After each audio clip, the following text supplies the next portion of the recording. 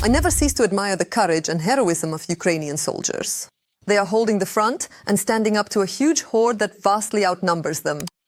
That's why I urge you to support the armed forces of Ukraine, and if you can't do so financially, write them words of encouragement in the comments. I know they're watching us. The Russians have a new problem, the story with Tomahawks for Ukraine. Now on Russian TV, Donald Trump is being criticized left and right, but he's not the only one.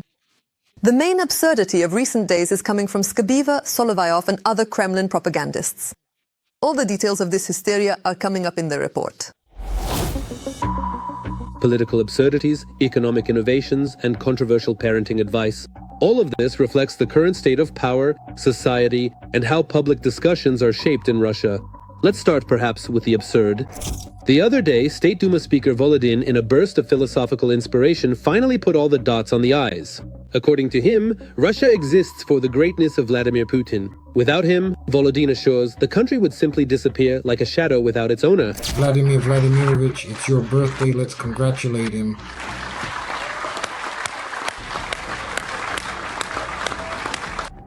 If there is Putin, there is Russia. And we should be truly proud of this, because our beloved country has indeed gone through many tremendous and significant trials. Meanwhile, the Belarusian leader Lukashenko has found a brilliant solution to rising prices. He simply banned them from rising. Not through market mechanisms, not through reforms, but by decree. Now, according to the authorities' plan, prices are required to stay put. Make it so that people feel good, not the way Nikolai Ignatievich says, like, let's look at it on a macro level. Listen, people don't give a damn about your macro level. Starting on the 6th, any price increases are forbidden. The strategy is, of course, questionable, but Lukashenko is convinced that if he bans inflation, there will be more money, at least on paper. Meanwhile, in occupied Donetsk, local enthusiasts staged a public execution of cardboard cutouts of Pugachev, Yuri Dud, Alexander Nevzorov, and several other so-called foreign agents. Even the propagandist Prydybelo ended up in the group by mistake. Apparently, the list was made simply by including everyone who is well known.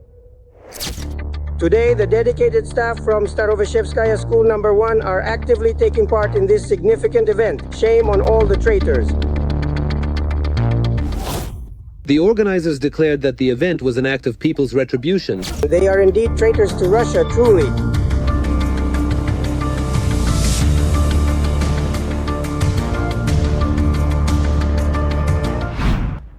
And Deputy Andrei Lugovoy, on the air of one of the programs, gave a live lesson in foreign policy. A plan for the USA right in prime time. What plan? Everything is laid out clearly there. We need to work with journalists, we need to work with politicians, we need to buy them. We are developing our propaganda activities, in the positive sense of the word, I mean, in Europe and America. We need to strengthen it even more. The propagandist's manual is now in prime time. The difference is that in movies you get an Oscar for this, but in Russia you get applause and airtime on a federal channel.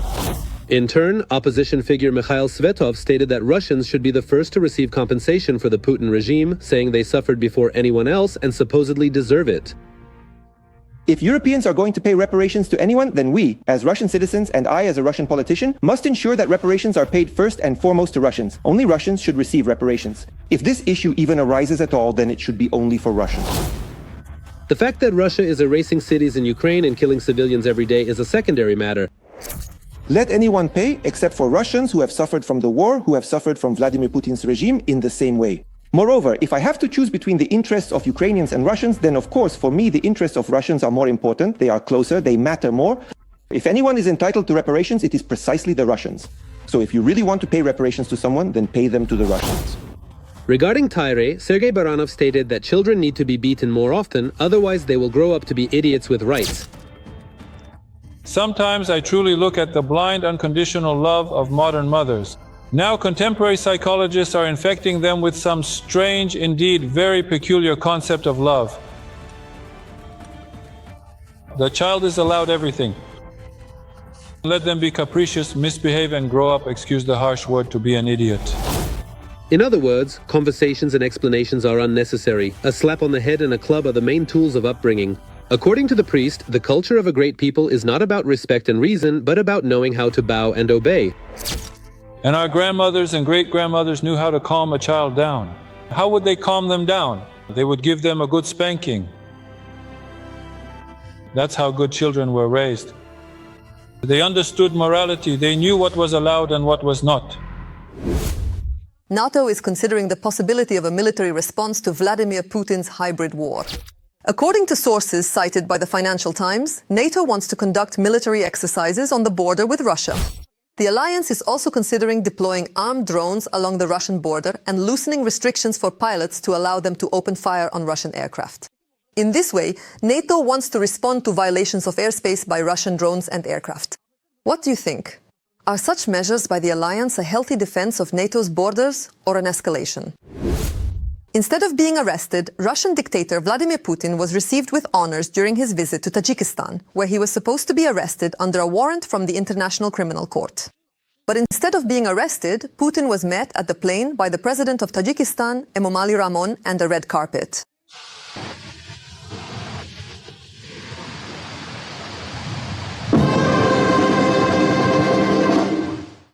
Putin and Rahmon have already signed a document on deepening the strategic partnership and alliance between Russia and Tajikistan. His Excellency, the highly esteemed President of the Republic of Tajikistan, Mr. Emomali Rahmon, a distinguished leader on the international stage, and His Excellency, the equally esteemed President of the Russian Federation, Mr. Vladimir Putin, a prominent figure in global politics, are both present for this significant occasion. Vladimir Vladimirovich Putin is currently engaged in the formal and significant act of signing joint statements. These crucial documents are being signed alongside the President of the Republic of Tajikistan. The statements specifically pertain to the deepening of the strategic partnership and alliance between the Russian Federation and the Republic of Tajikistan. This important event signifies a mutual commitment to strengthening their bilateral relations and fostering closer cooperation across various sectors, reinforcing the strong ties that bind these two nations. In addition, Putin noted that more than 300 enterprises with Russian participation are operating in Tajikistan. They are among the leading investors in the Tajik economy. There are more than 300 enterprises with Russian participation operating in the Republic, and overall, our Russian investments have exceeded $500 million. And by 2030, Putin says, the goal is to increase trade turnover between Russia and Tajikistan by 2.5 times. The Intergovernmental Commission, through which the Economic Cooperation Program is being implemented until 2027. As part of the program's development, a joint action plan to increase trade turnover by 2.5 times by 2030 was also approved today. Russian media report that Putin's visit to Tajikistan is scheduled to last 3 days. His agenda includes participation in the Russia-Central Asia Summit, as well as a meeting of CIS countries. And at this point, I could comment on all of this somehow, but honestly, I have no words. Russia and India have begun the joint military exercise Indra 2025. According to the Ministry of Defense of the aggressor state, Russia and India have started a joint military exercise in the northwestern Indian state, which will be determined by October 15th. Details of the military cooperation between Russia and India are coming up in the report. It seems Putin has a new best friend. Has the Kremlin dictator really traded Belarus for India? We have never ever had any significant problems or serious interstate tensions with India at all, not at any point in time. Never ever. Previously we heard about active joint exercises between Russia and Belarus. But now, a third party has burst into this duo. And in the field of security, we have a very trusting relationship. The Russian-Indian exercises called Indra 2025 are taking place in the Indian state of Rajasthan and will last until October 15th. Since 2003, every 2 years, joint Russian-Indian naval exercises of the Indra series have been held in the Indian Ocean, in the Bay of Bengal area. Although, interestingly, Indra 2025 already took place in the spring. But for some reason, they decided to hold it again. And yes, the key word here is naval exercises, because this year, clearly, something is not going as planned. And now they're talking about holding another Indra exercise. You could call this the land phase of the Indra 2025 exercises. But this is about exercises in Rajasthan. Rajasthan is located in the northwestern part of India. It's a vast and culturally rich state in India, sharing a significant border with the neighboring country of Pakistan. However, it really doesn't quite fit with the overall naval theme at all, which is a bit of a mismatch. According to the Russian Ministry of Defense, the main goal is to strengthen cooperation between the two countries and to exchange experience in counterterrorism. But for India, strangely enough, it's about gaining military experience and an additional ally.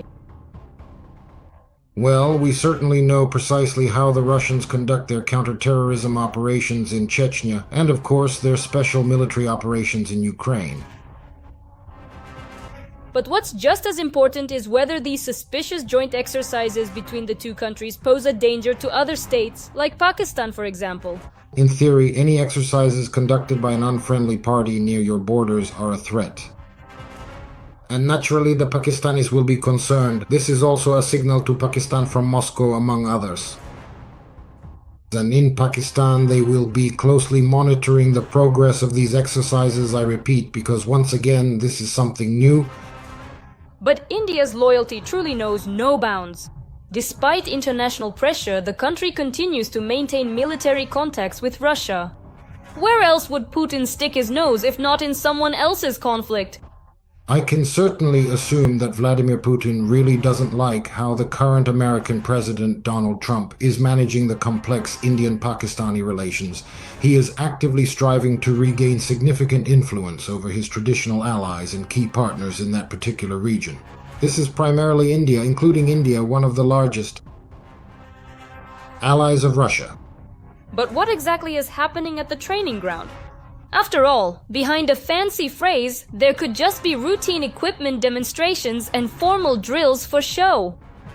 This is not a command staff exercise, meaning it's not about practicing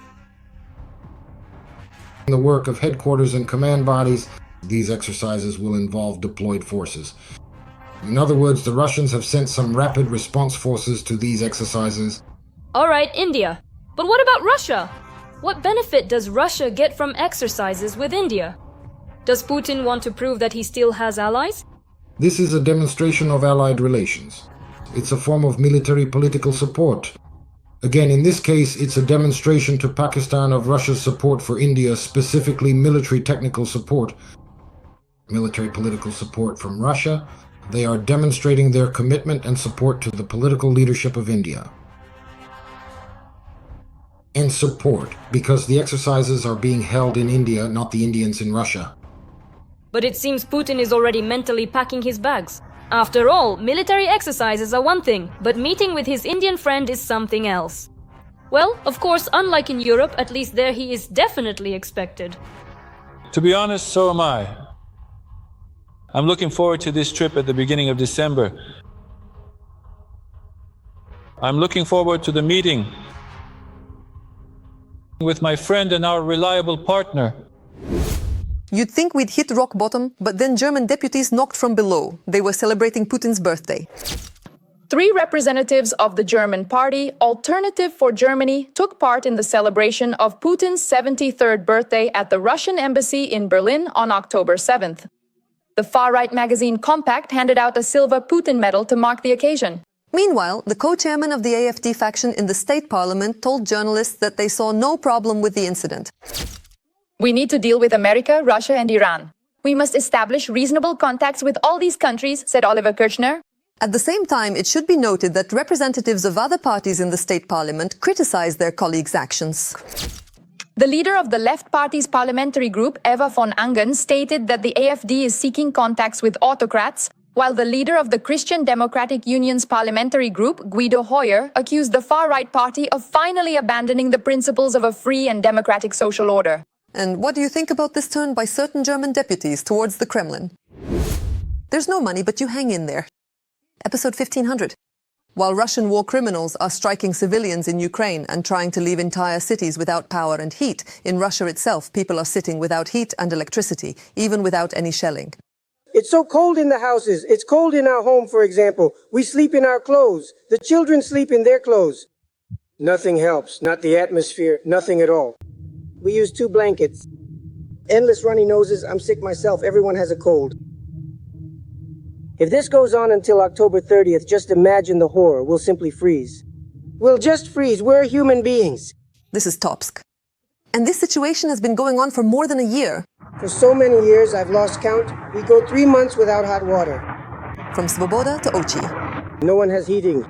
Our cold water pipes have already frozen twice. Do you understand? Basically, the kids, the grandkids, we're all freezing. It's just, I don't know, it's unbearable. They cut off half of Stepanovka, and they abandoned us. That was the end of it. How much do we pay? I'll tell you, 12,000. Per month for heating and hot water. 11 to 12. And on top of that, we have to pay for all this pleasure. Today, my electricity at home was cut off because the grid couldn't handle it. So in the end, no heating, no electricity, no hot water, nothing. Can you imagine? How are we supposed to live like this? We all try to pay on time. You understand? I mean, we fulfill our obligations. So why aren't they fulfilling theirs to us? Well, I don't even know what to say because honestly, I'm at a loss for words. What do you think of our news? Let us know what we should change to get better. We will definitely take it into account. And for now, please like this video to support what we're doing. And be sure to subscribe to the Ukraine Today channel, to our channel, so you don't miss the next episodes. See you! Every voice matters. Join our community, support independent journalism and help us bring you the truth from Ukraine. Become a member of Ukraine Today. Join us now. Russian generals are capturing Ukrainian towns and villages only on paper. In reality, key positions and logistical hubs remain under the control of the armed forces of Ukraine. Moreover, the Ukrainian defense forces are rapidly advancing forward. The enemy is being forced into a shameful retreat. The occupiers' equipment and manpower are left in ruins. The Russians have simply been driven from the front. Watch all the latest updates from the front lines right now. Time is no longer on the Kremlin side, and in a prolonged confrontation, Ukraine's chances of winning the war are much higher than Putin's. This is the conclusion reached by Western journalists who visited the positions of the Ukrainian armed forces. Ukraine's strategy in the war of attrition is showing unexpected results. The combat equipment, while not exactly obsolete, has almost no chance of any success. Especially since even when they try to form strike groups, they still have almost no chance of breaking through. Let me just remind you of these words. Analysts say that the enemy's constant losses and the adaptation of the Ukrainian armed forces to modern combat tactics open up opportunities for Kyiv's long-term victory. Russia was counting on a rapid advance in northeastern Ukraine. However, key cities and logistical hubs remain under the control of the Ukrainian armed forces. Russian generals in their 2025 forecasts are capturing Ukrainian cities and villages only in words and in fake reports for the bunker dweller. It's clear that the Russian army is unlikely to be able to accomplish these tasks. But General Gerasimov, the chief of the General Staff, again, according to certain leaks that appeared online and on social media, reported to Putinovich about the latest successes of the Russian troops. He specifically claimed that the grouping of Ukrainian armed forces near the Klebanbek reservoir had been destroyed, which is not true. And in addition, he stated that Russian troops are clearing the southern districts of the city of Kupiansk, which is also not true. What is actually happening in long-suffering but still unyielding Kupiansk was shown by the operators of the 8th Special Operations Forces Regiment. The enemy in this direction really does not stop trying to break through the Ukrainian defenses. In the Kupiansk direction, over the past 24 hours, there have been at least 8 attempts by the occupiers to attack. However, the armed forces managed to thwart the enemy's plans to advance. The defense forces repelled assault actions in the areas of Petropavlivka, Novoplatonivka, Pishchane, and Stepova Novoselivka. Using strike FPV drones, the occupiers were driven into the nearest building, after which operators cleared out several structures where the enemy had taken cover. Things are tough for the occupiers today on the Zaporizhzhia front as well, where partisans from the Ruktesh movement helped destroy a mobile enemy command post. Concerned citizens provided the exact coordinates of the occupiers' communications vehicle, which was being used as a mobile command post to control enemy units. The destruction of this communications hub caused chaos in the occupiers' command system. Coordination between units and the transmission of orders were disrupted, which seriously affected the enemy's combat effectiveness in this sector of the front. And here are the shots of the occupiers' fuel and lubricants depot burning in the North Slobozhanska direction. In the past few days, our border guards have managed to destroy enemy hideouts and communication equipment. In addition, the enemy in the North Slobozhanska direction has also suffered personnel losses. Overall, in this and the Kursk direction, Ukrainian defenders repelled 7 Russian attacks. The enemy carried out several airstrikes on our positions, dropping a total of 9 guided bombs and conducting 198 artillery shellings. The situation remains difficult in the Lyman direction. There, the enemy attacked 12 times, trying to advance near the settlements of Seredny, Novoselivka, and Derilova. Nevertheless, this special unit of Ukrainian military intelligence manages to accurately and effectively destroy enemy forces, their equipment, and drones.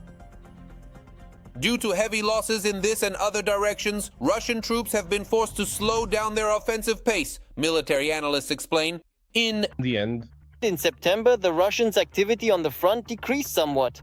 The number of assaults they carry out drops in direct proportion to their personnel losses. The official Ukrainian statistics also do little to encourage the occupiers to launch these meat grinder assaults.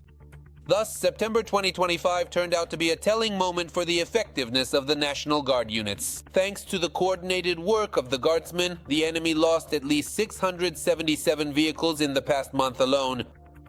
418 artillery systems, nearly 200 radars, 17 multiple launch rocket systems, 29 tanks, and almost 70 ammunition depots. Meanwhile, the Russian army continues to strike exclusively at civilians and residential buildings. And it should be noted that this is happening not only in Ukraine. For example, the much vaunted Russian air defense system hit a residential building in the Belgorod region with a missile. The video shows that the upper floors of the apartment building were struck. As a result, according to Russian media, windows were blown out in 15 apartments. About 20 parked cars were damaged, but officially there were no casualties. However, judging by the footage published online, the destruction of the building may be much more severe. Urgent. India has stabbed Putin in the back. Moscow is losing billions and its chances in the war. A sensation this could be the end of the Russian army. The main blow is being dealt to the factories that churn out missiles for the front. The end is approaching. Why is Moscow losing friends one after another? All the secrets are revealed, watch. It seems Putin has a new best friend. Has the Kremlin's dictator truly traded Belarus for India?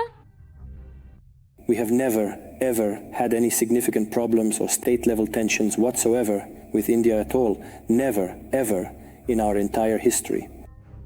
Previously, we heard about active joint exercises between Russia and Belarus, but now a third party has entered this duo. And in the field of security, we have a very trusting relationship.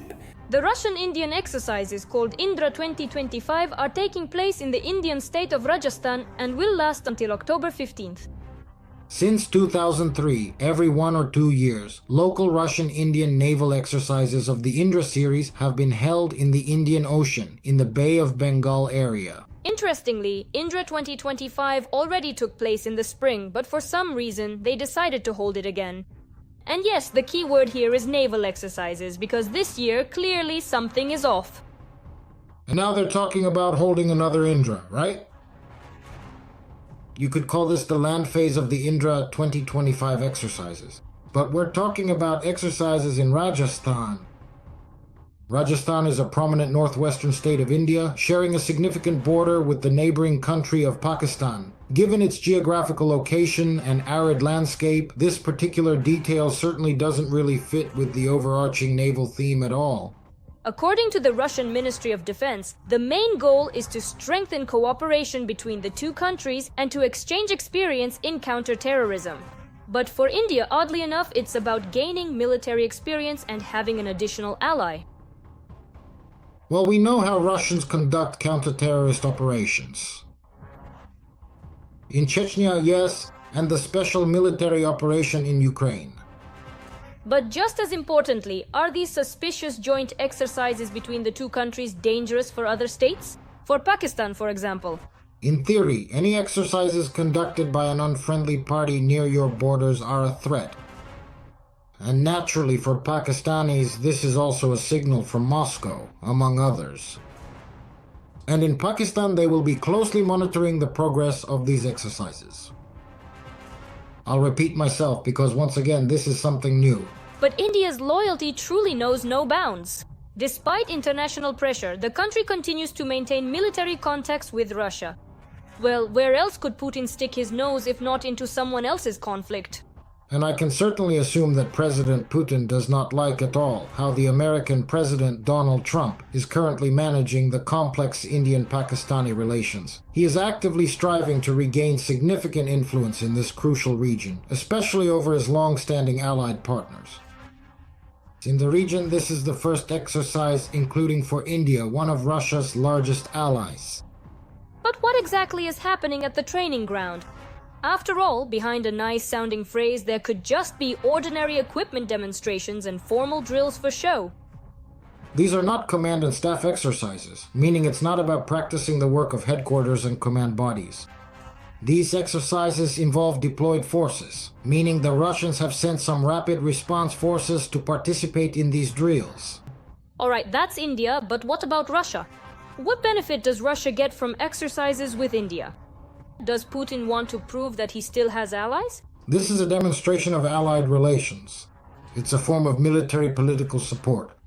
Again, in this case, it's a demonstration to Pakistan, showing Russia's support for India, military technical and military political support from Russia.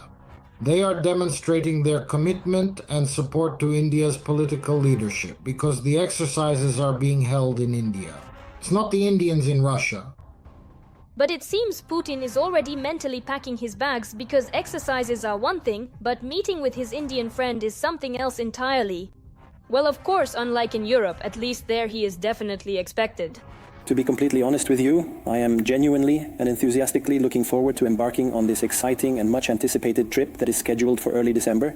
I am also incredibly eager to finally meet up with my dear friend, who is not only a cherished companion, but also our consistently reliable and highly valued partner in all our endeavors. Madness on air. Russian propagandists have completely lost their minds.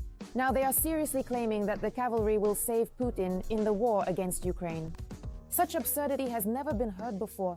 An effectiveness that even leaves Skabiva speechless. What exactly are they pouring into the ears of gullible Russians? Watch in the report. Everything new is just well-forgotten old. Apparently that's what the representatives of Russian propaganda thought, and they started claiming that success on the front lines now can be ensured by the cavalry. They used horses to cover those 15, roughly speaking, kilometers of the so-called kill zone.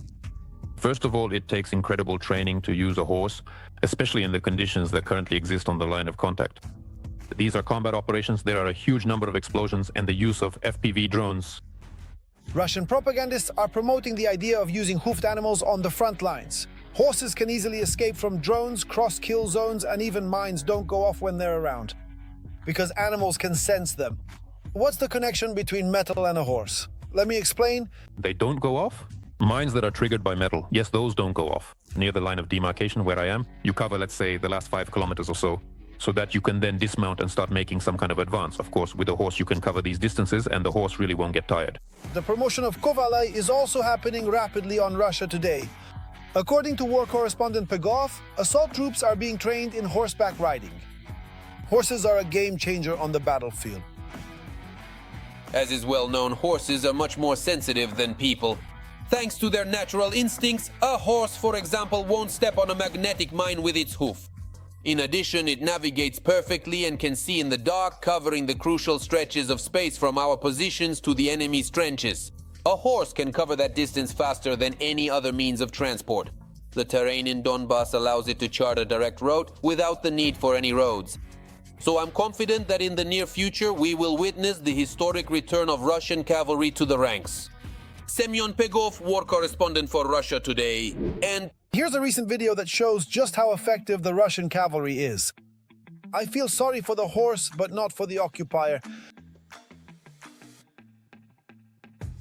The chairwoman of the Federation Council, Valentina Matvienko, has proposed that unemployed Russians pay an annual so-called insurance fee of 45,000 rubles to the budget. She doesn't really care that in the great and mighty country there might simply be no jobs. Pensioners, our children, these are our families, people with disabilities.